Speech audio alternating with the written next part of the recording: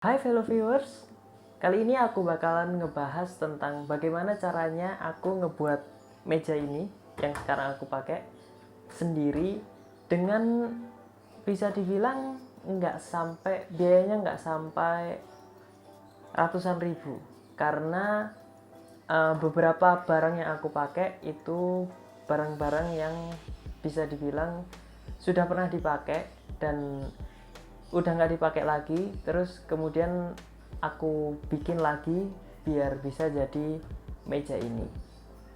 Mari kita lihat. Yang pertama-tama perlu dilakukan adalah mengukur kayu yang akan dipotong sesuai dengan ukuran yang sudah disediakan atau sudah dihitung sebelumnya. Usahakan mengukur kayu yang akan dipotong sekaligus dalam satu waktu, sehingga pada proses pemotongan nanti kita bisa melakukan pemotongan sekaligus dalam satu waktu.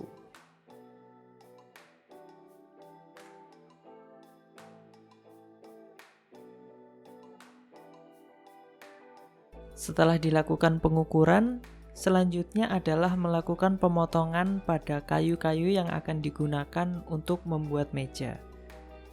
Dalam pemotongan kayu, sebaiknya menggunakan masker karena dalam pemotongan menggunakan power tool, biasanya debu serpihan-serpihan yang kecil akan berterbangan dan akan menyebabkan rasa sakit pada hidung, sehingga menggunakan masker sangat disarankan. Apabila tidak memiliki power tool di rumah, maka dapat menggunakan gergaji kayu biasa, namun biasanya pengerjaan akan memakan waktu lebih lama, dan pada pemotongan triplek atau multiplek biasanya ketika tidak menggunakan power tool atau circular saw, hasilnya akan lebih kurang baik dan kurang presisi.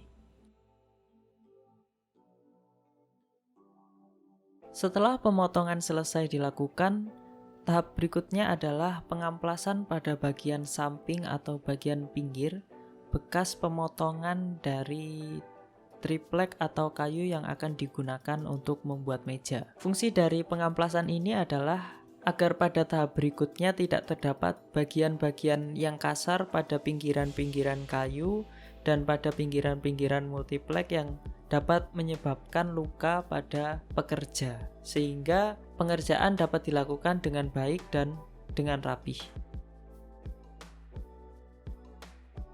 Proses selanjutnya adalah pemasangan bagian-bagian multiplek yang sudah dipotong menjadi bagian meja. Pemasangan ini dapat dilakukan sendiri apabila memiliki alat seperti klem siku, namun apabila tidak memiliki klem siku dapat dilakukan dengan cara dibantu dengan orang lain yang memegangi bagian-bagian lainnya. Lalu bagian yang selanjutnya dapat diberi lem, kemudian dipasang pada bagian yang seharusnya.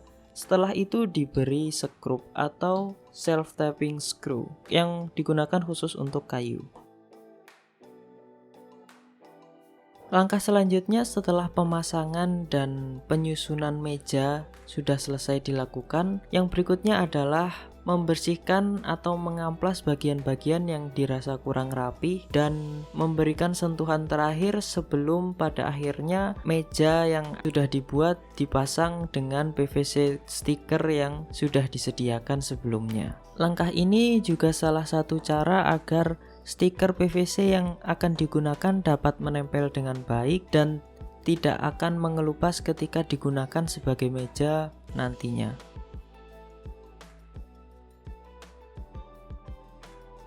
Langkah terakhir yang perlu dilakukan setelah pemasangan dan pengamplasan meja adalah pemasangan PVC stiker.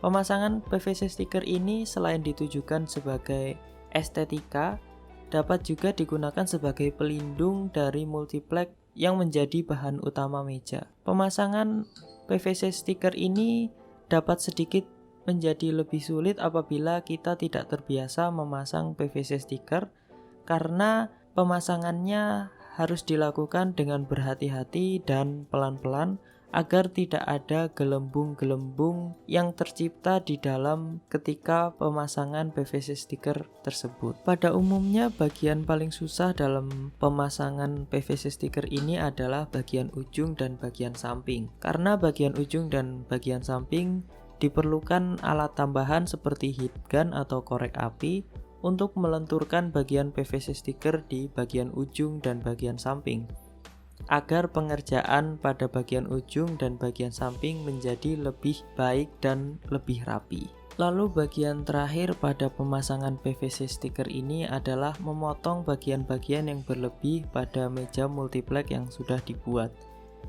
Pemotongan bagian berlebih ini dapat dilakukan dengan menggunakan cutter yang baru atau cutter tajam, karena apabila kita menggunakan cutter yang sudah lama atau tidak tajam, akan memberikan hasil yang sedikit kurang maksimal dan terlihat tidak rapi, karena PVC stiker ini sedikit agak alot. Seperti ini adalah tampilan meja yang sudah jadi setelah finishing selesai.